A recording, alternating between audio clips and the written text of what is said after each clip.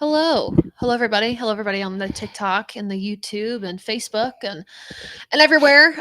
You recognize him from your computer screen, but we got Adam Lucas here. I'm a real person. I am not a robot. He's a real person. He's here.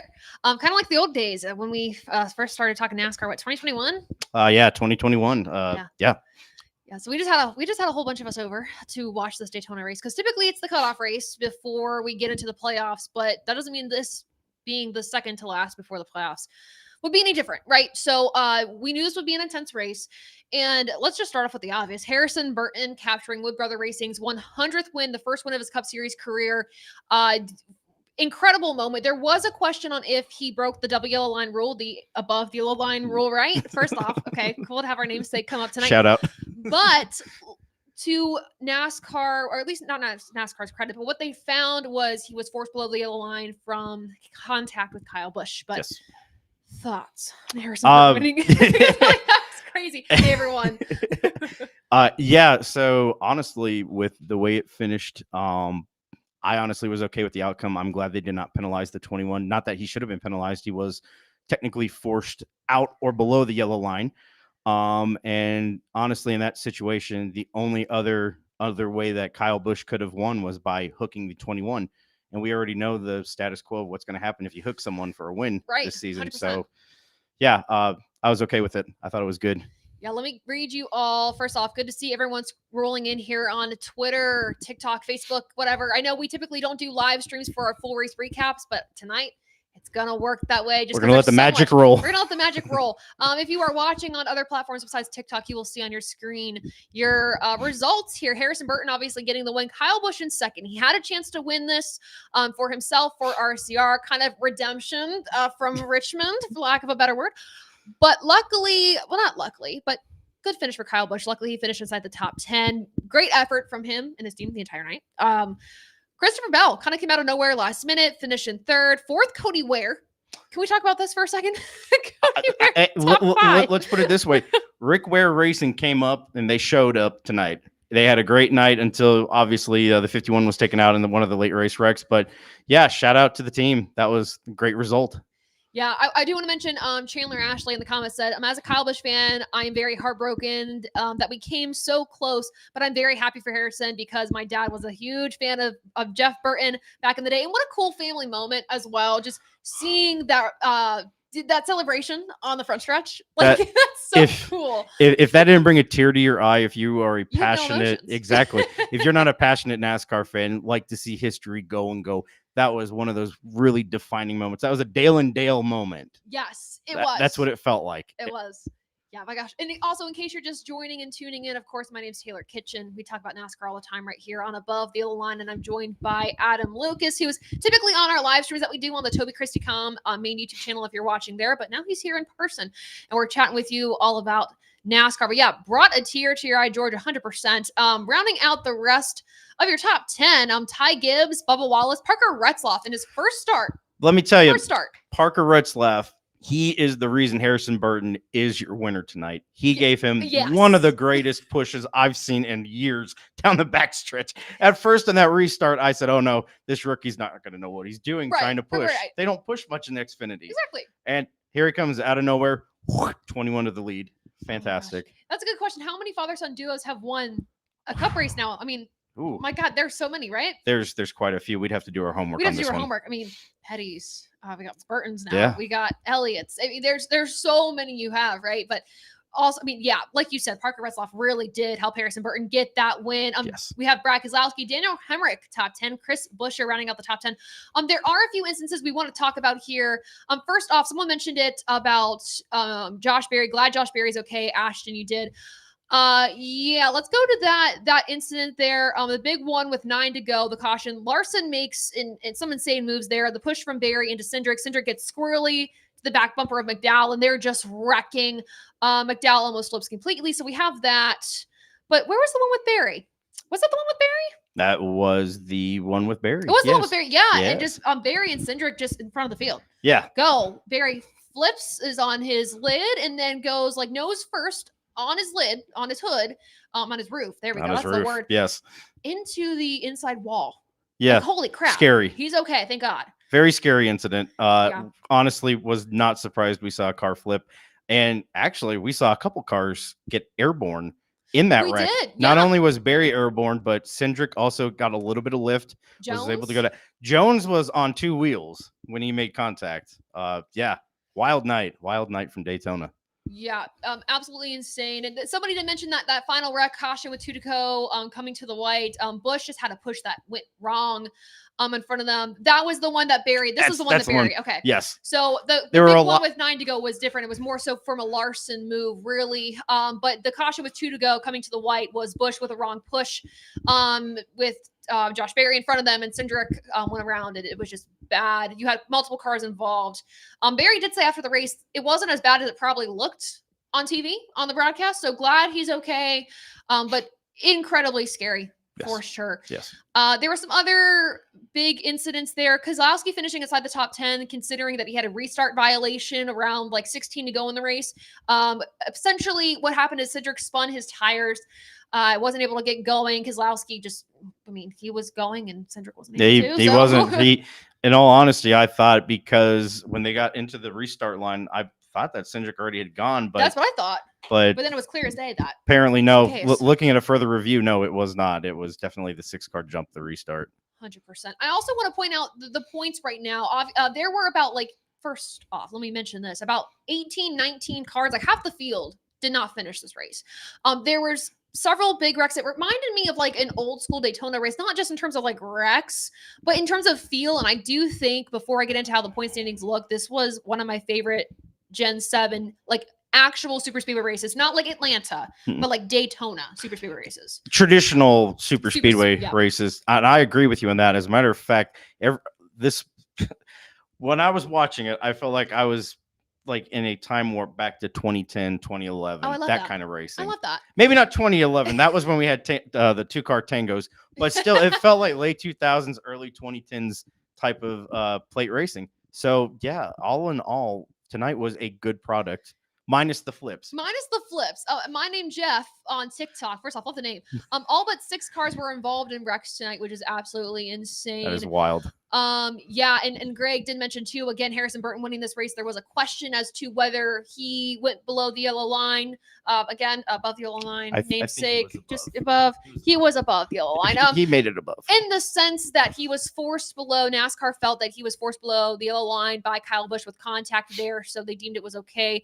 I actually have a whole video out on the Toby Christie YouTube channel about the double yellow line rule and its controversial calls, and I think this could have been added to that, and maybe could in some people's eyes, depending on how you feel that should have been handled by NASCAR, but NASCAR made the call.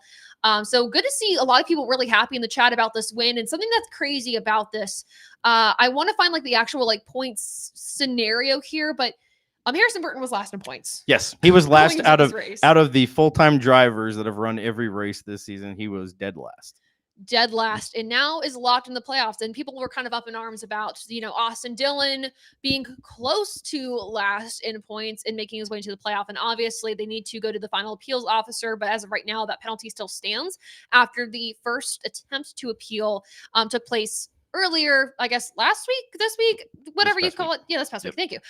So there was that, but I guess the conversation is Harrison Burton is a very well-liked driver, well-liked guy. Everyone was congratulating him, etc. But beyond the likability, there is still somebody who was dead last in points, who is now racing for a championship and knocking out contenders based on points that might have and did, based on points, have a better season. Do you feel like that's a problem?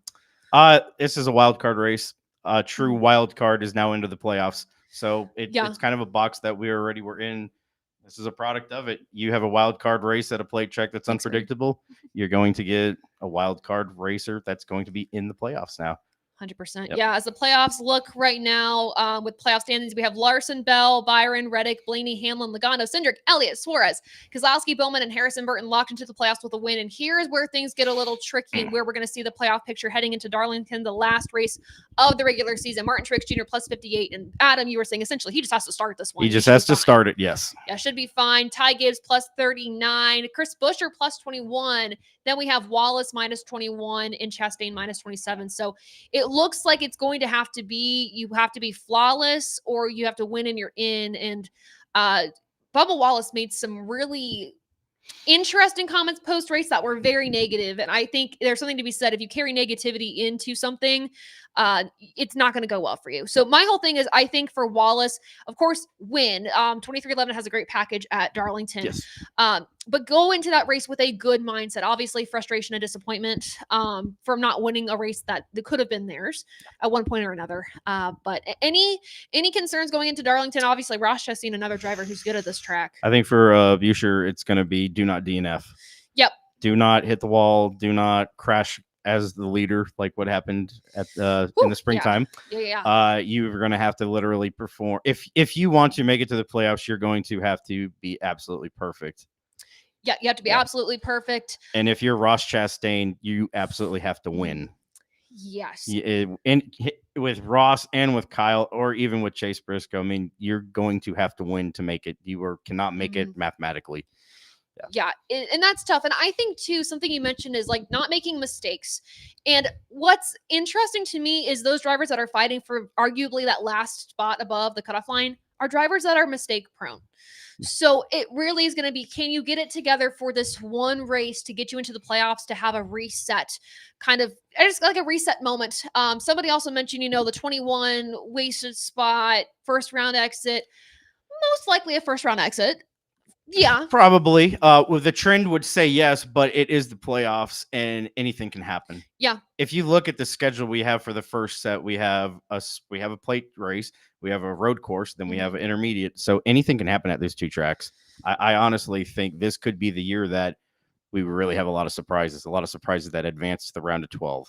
And everyone is saying it's very fitting that the Lady in Black, whether you are on YouTube, Facebook, TikTok, anywhere watching us, by the way, thanks for tuning in. But everyone is saying it's very fitting that the Lady in Black is the final race before the playoffs, because it is for an experienced racer. It's going to test your skills, and it's really going to set apart, the racers from those who are just trying to be lucky at the end of the day. It is one that you are really going to have to work hard to earn that final spot in the playoffs. And unfortunately, going into Daytona, it looked like we were going to see a close battle. Leaving Daytona, it's not as close of a battle anymore. Definitely not as close. So not as close. If you have any questions, comments about the race that we might not have talked about, let us know. Again, of course, my name is Taylor Kitchen. You are watching the Above the Yellow Line live stream on the Toby Christie YouTube channel, or on the Taylor Kitchen or Above the Yellow Line social media pages. We talk NASCAR here, joined with Adam Lucas from the ATYL Live crew, and we're just talking about the Daytona race. If you're tuning in, but yeah, people are mentioning it in the comments. I'm seeing a little bit of it. Lee Diffie in the booth, his debut for the season. Love it. Oh my God, Lee Diffie. Yeah, he is a shot of good adrenaline into the old arm, as they say. Lee Diffie, he's a class act. He knows what he's talking about. I read something on Twitter during the race. Someone had mentioned that the dude hasn't even done a NASCAR race in years, and he knows his stats like he's been watching it his whole life. He's done his homework. Yeah, knowing your homework, knowing your stuff. I mean, it's perfect. Yeah, love the accent. It's the accent that gets it for me. And it's the excitement that he brings to it. And that's why I'm going to miss him in the IndyCar booth, is because he brought excitement to a series that needs excitement. And the product is fantastic there. It's no secret that the marketing there is lacking a little bit. And it's missing the marks a little bit. So having him gone from the booth is definitely a major loss to that series, but selfishly a major gain for us. Huge gain for us. We'll take what we can get. And I think we're in good hands with him. Yeah, we are definitely in good hands with him. Somebody mentioned too, Harrison Burton, where is he going next year? We don't know where he's going next year. We don't know. So hopefully this will help those conversations for him get rolling. At Daytona win, some teams might look at it and be like, oh, it's lucky. But if you remember earlier in the year, Atlanta, for instance, Harrison Burton was up there. And he's able to be in the mix for these superspeedway races. He's led laps at these races. Obviously, we'd like him to be more consistent across the board, not just these I was going to say plate races, but super speedway races. Plate race, super speedway. Yeah, it's tomato. Yeah. I think we know what we're talking about. We know what we're talking about. We got it. But hopefully this does help him in his journey to finding a ride in 2025. I don't know if it'll be Cup. I hope at least he gets Xfinity. If not, I don't want to see him knocked down all the way to truck. I just think he needs more time to develop a little bit. And yeah, also somebody mentioned just the storytelling ability. I think that was Slide Job Sal. Good to see you in the chat. Yeah, his storytelling ability in those final corners to round out the race too was just incredible too. We had just watched the video too before we went live. Yeah, just to hear it again. Goosebumps. Goosebumps. And again, that moment between father and son, and just the excitement, and then just Harrison's mom. Like, oh my The God. Kim Cam is back. I love it. It. I love having the Loved Kim it. Cam. Yeah, and I will mention too. I interviewed Harrison Burton earlier this year. I believe it was either Richmond or Martinsville. They were back-to-back races, so I don't remember telling them apart. But I talked to him kind of about the idea of getting the win for Wood Brothers Racing, the 100th win, and how much that would mean to him. And obviously, I mean, it goes without saying. He said it would mean a lot. They're working really hard. They're not where they wanted to be at that point in the season, but he had a good few tracks that stretch lined up for him that should have done pretty well, and they just didn't. And so they've been trying to find speed, and they've stuck with Harrison Burton. And so knowing that he got the win that meant so much to him, it kind of validated his spot in the Cup Series was so big. So I want to try to find that interview again, and I'll probably repost it somewhere on my socials. But really, really impressive there for sure. Yeah, and the Burton family, just seeing that reaction was incredible. There was some news that came out during the weekend that I think we should talk about as well, as it relates to one of the both two drivers that were in this race. Yes. One of them, unfortunately, blew an engine in some way, shape, or form. So, not to be biased, but that was my guy. Yeah, that was your guy. So unfortunate, but fortunately, he'll be in the Cup Series next year full time. Full time third charter for Trackhouse Racing. Mm-hmm. Kind of interesting with the number choice, though. Yeah, number choice. So Shane Van Gisbergen will race in the Cup Series full-time in 2025 with Trackhouse Racing and the number 88. So pretty interesting there. Justin Marks said that they are very intentional when choosing numbers, knowing the history behind the 1 and the 99. They wanted to do something that played into that. So they approached Hendrick Motorsports and Dale Jr. We're like, hey, we kind of want to run the 88. Can we get your blessing? Dale Jr. gave the blessing. And it'll be really cool to see him in the Cup Series full-time next year. Won 3 races in the Xfinity Series. So far. And the season's not over yet. No, we got a couple more road courses. Yeah, I watch him just knock those out of the park for sure. Definitely. Yeah, so very, very curious to see how he does next year. I'm excited for him and just how his career has progressed. Yes. It's been very quick, but yeah, all-star driver. Sometimes when you got lightning, you got to try to capture it in the bottle. Oh, I love that. I think that's what we're doing. Yeah, I think we're doing that with him, and I'm excited for the future for 2025 with him. It's going to be fun. Unfortunately, that means the future for another Trackhouse driver is uncertain. So Zane Smith and Trackhouse Racing the day before announced they are mutually splitting. Of course, Zane Smith is a Trackhouse Racing driver contract-wise, but he is racing for Spire this year in the 71. He does not have a ride right now for next year, but the idea between the mutual split was so he could accept opportunities a lot quicker. There is speculation that he's returning kind of to his mainstay at Front Row Motorsports, yes, which would make the most sense to me. It would, especially since they have not announced that third driver for their third charter or the 34 car. So it makes sense, but we don't know anything yet. Yeah, makes sense, but we don't know anything yet. But we'll keep you in the loop there. That was kind of the main news that happened this weekend, considering, Shane was in the field and unfortunately had that engine blow. Let's talk about, before we get to some questions in the chat that we see all across the board. I'm going to try to scroll through and get some answers. But race rating at above or below the yellow line. And if you guys are new to this race rating scale, for those of you that are joining on TikTok, might be new to this, 50% is on that yellow line. That's kind of fine, mediocre race. You want to be above the yellow line, just like the name of the show. That means it's a good race. If it's below the yellow line, bad race. We didn't like it. I think this is easy to say it's above the yellow line. It's just by how much. I don't know where you'd put it. It's above 75 for me. Okay, that's good. That's a good start. Yeah, it's tough. It's tough. Of all the Daytona races with the next gen car, this has been probably the best one for me personally. So I'd probably put this about 86. Yeah. 86. Okay, I think I'd give it an 87. I think I'd go right above that. Yeah. I rated a lot of races within that 86, 87 range. I might even go up to maybe a 90 just because it was it might be a little too high, but it was a breath of fresh air for the Gen 7 car at an actual super speedway track. Again, not Atlanta where the racing is always good, but that's not truly a super speedway. I'm talking like Daytona, Talladega. So, yeah, definitely. Some people are saying, talk about below the yellow line, Harrison Burton. I get that. Good pun. I love that. But he was put in that position. He was, but he was. That's the box we're put in. If you're forced out, though, that's where the whole was he? Exactly. Was he not? I think he was forced out. I think he was forced down too, and just looking at that incident again. And again, I have a whole video out on YouTube on the Toby Christie YouTube page, talking about instances where that above the yellow line rule was put into question and where NASCAR might have gotten it right or where NASCAR got it wrong. There are some instances where bias aside, or just I guess bias inserted, Bias, yes. where I think they got it wrong, but they're just such weird instances there. But yeah, going back to the significance of this for Harrison Burton, but also Wood Brothers Racing, it was their 100th win, the history of the team. I know Josh Berry going to the 21 next year, he was like, I hope to get that 100th win for Wood Brothers. Would be such a big deal for him to get it. But imagine if I told you earlier this year that Harrison Burton would get the 100th win for Wood Brothers, would you have believed me? No. At all? The track record would absolutely say no, and it would be Josh Berry would have been the next guy to get it. But now Josh Berry can get them 101. Exactly. Or 102. Depends on, Harrison Burton. He still could win another race this year. Could. You got one. Know. You can catch fire pretty quick. You really can. So, I mean, you never know.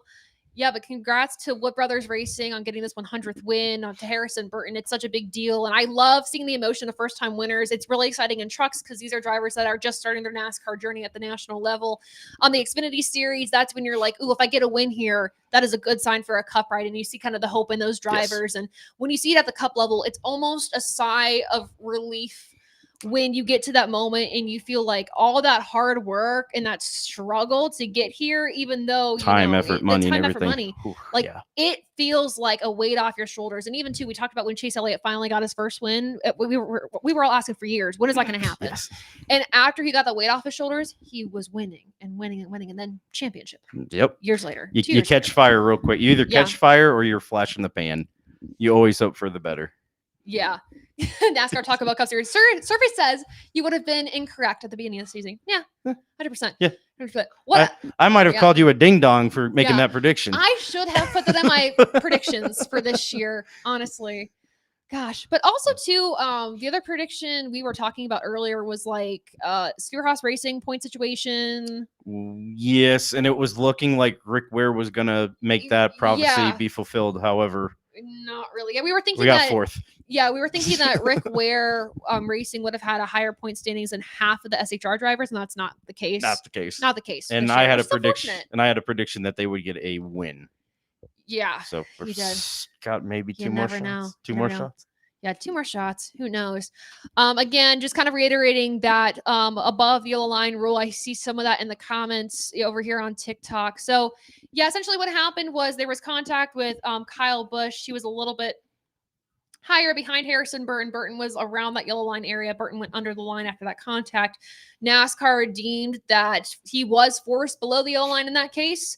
And so NASCAR determined that Harrison Burton was the winner, of course, crossed the finish line first, but determined that him going below the yellow line didn't matter, would not revoke the win necessarily because he was forced. But again, for Parker Retzlaff in his first Cup Series start to finish this race inside the top 10, should have probably finished it inside the top 5, but impressive. With the push he gave Harrison, absolutely, he should have been top 5. I think he ended up getting kind of bumped out of the way coming to the finish line. He did. With the whole Keselowski, because Keselowski spun he spun coming to the line. He did.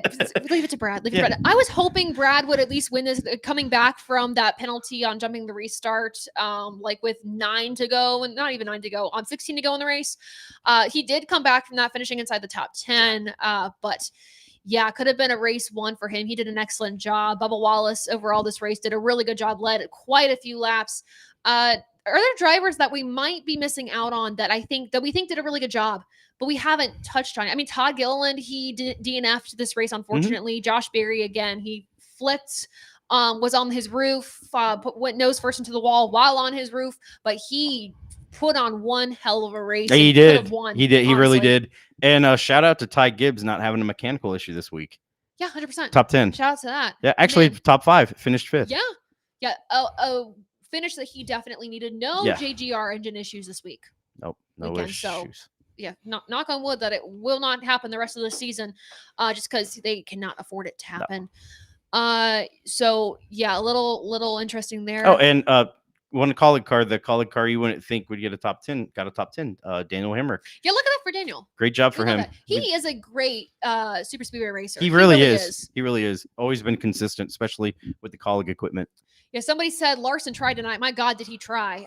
He caused one of them with 9 to go. He was trying quite a bit. He was trying to win the race too early and trying not to win the race, but unfortunately, yeah, stuff went sideways. Yeah, it's tough. It's tough. But I mean, you gotta like kind of understand the position he's in. Like he's never won like these races, and it's tough. And he finally wants to get it. He was in the right position, but there's also a give and take that you have to do as a driver and as somebody who's like in those situations where it's like this probably isn't the right move right now because it might junk a few cars. So I'm gonna wait. I'm gonna be patient. And one of my drivers that I work with, Howie DiSavino, he's one of the most patient guys I meet, and I'm not patient at all. Adam, I'm not patient whatsoever. And I'm like, She's not. I'm not. I'm not at all. And I'm like, how do you do this? Because I would lose my mind just riding around at Daytona lap after lap, not doing anything. He's like, you have to be patient. You have to put yourself in these positions. It's the calm you have to have while also being a fierce competitor that I could never do. And that was on a display tonight with whoever was the most patient during this race and who played their cards right won. Patience and nerves of steel. Yeah. You got to have both of those. You got to have a good, healthy balance of it. Because if you have too much nerves, you're going to be aggressive. If you're not aggressive, just going to be a rough night. 100%. Also, shout out for this being the first time a Burton has been to victory lane in the Cup Series since 2002. Yeah, since Loudon 2002. Loudon 2002. I believe I was 9 years old watching that. I was 2. It's been a few years, but for our old school guys, remember the old 22 Caterpillar car? Now we have Justice. We have we got Harrison here in the 21, another historic car. Yeah. Yeah. Good to see a Burton back in victory lane in the Cup Series. Good to see Wood Brothers back as well. Yes, and just Wood Brothers in general. But I really do hope NBC, and they should, knowing NBC socials and how wonderful they are, will post like a live action, like calling the last 2 laps for Jeff Burton in the booth and seeing his reaction. Like I want to see the whole thing, all the emotion, because that would be so darn cool. But yeah, other drivers that we can think of to mention, Joey Logano did really decent this race too. Unfortunately, was taken out in an incident. Same with Justin Haley. Was going to be one of those wild card drivers that could have won it. And the front row cars, they weren't just on the front row for the start. They were at the front row of the race for the majority of the time until late race wrecks took them out. 100%. Let's make sure that we look through the rest of the comments, make sure we didn't miss anything. If you guys have any questions, comments, concerns for us, let us know. We'll answer them in the last few minutes of this live stream.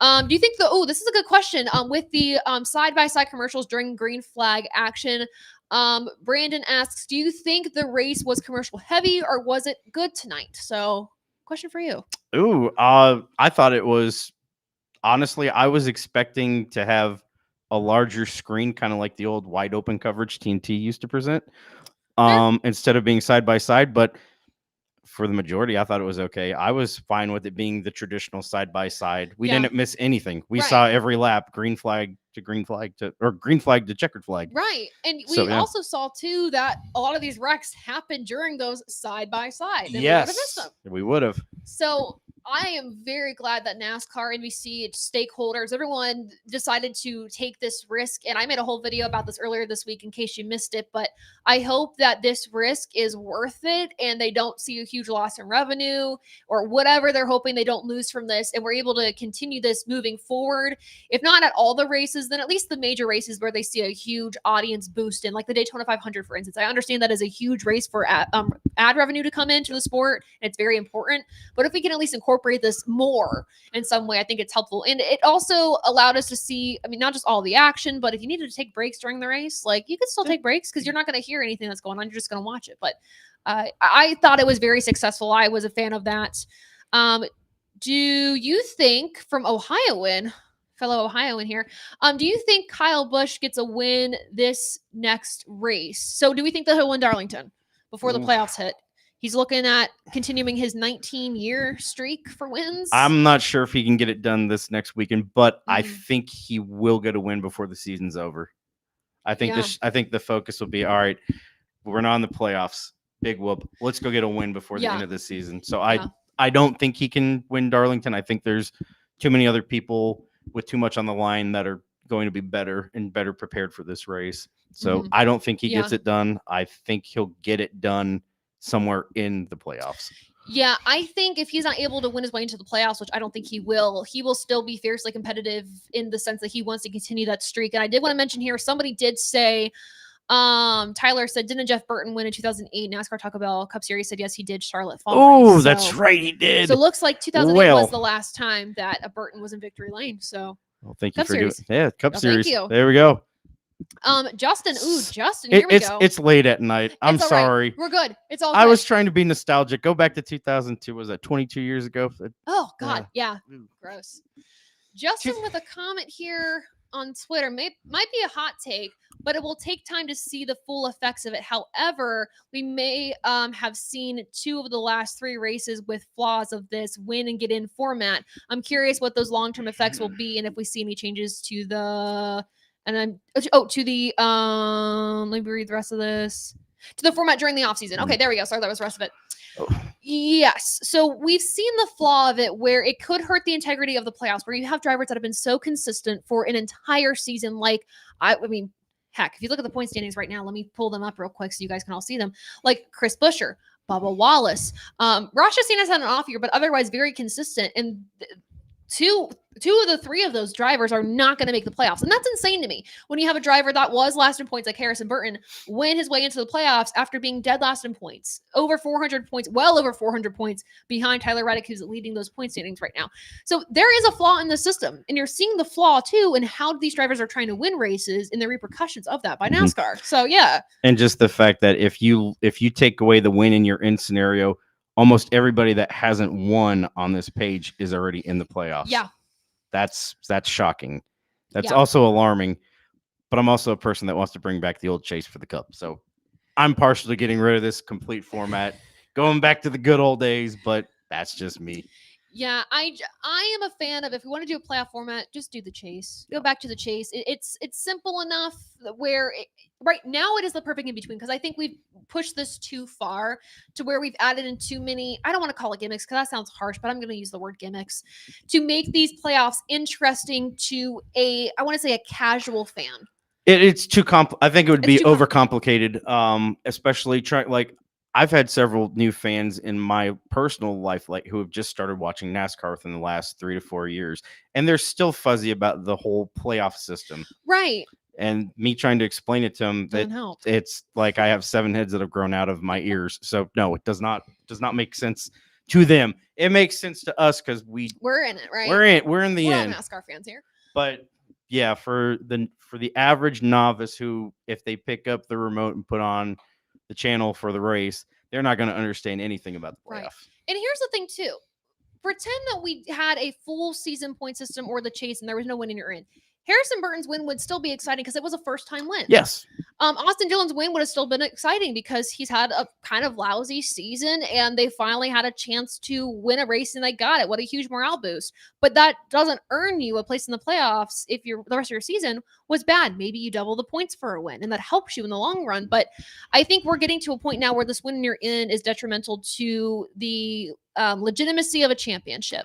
And it's been this way for a while, but this year it's scaring me. Last year we got lucky though. Because we had all worthy competitors in those 16 playoff spots. We did, and the end result was pretty good. This. The end result was pretty good. Tyler, 100%.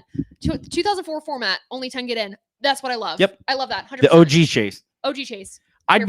You know what? I'll go even one step further. I would be okay if we had the 12 driver chase that they introduced as well.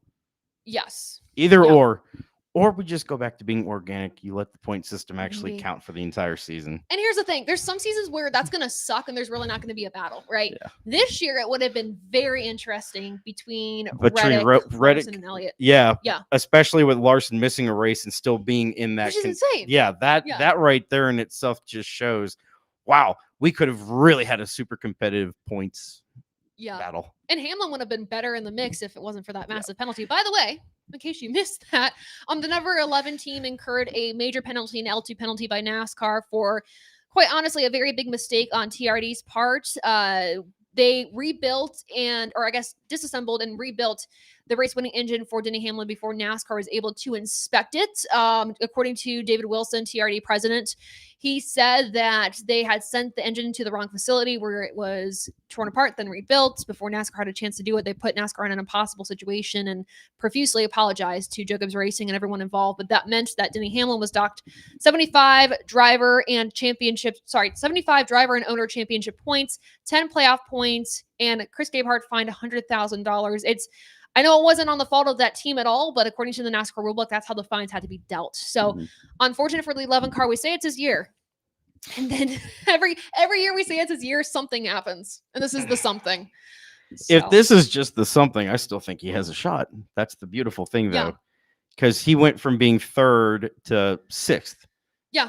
Not crazy, not terrible, but he can still advance. And with his wins, I mean, he's right now playoff points is 11 playoff points, so not horrible considering the seed and ranking of his spot right now.